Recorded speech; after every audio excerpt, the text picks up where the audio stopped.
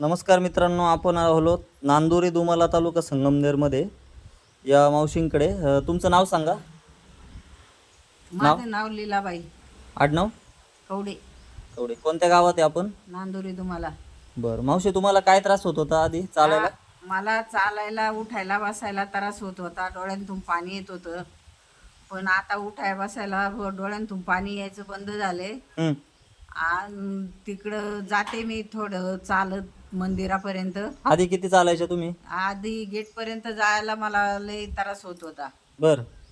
तर मी बळत बळत माझे पोरं मला बडबड करायचे, तरी पण मी पोरांना म्हणायची का तुम्हाला काय वाटतं, माझ्या फार डोळ्यांतून पाणी येते, हां हां. तुम्हाला कसं वाटतं. हं. पण ते म्हणले चालल्याशिवाय पर्याय नाही. तरी मी पोरांचं काय ऐकत नव्हते. पण मग जसं औषध चालू केलं हं. तेव्हापासून चालते कशी बी. अरे वा. किती दिवस झाले ज्यूस सुरू करून?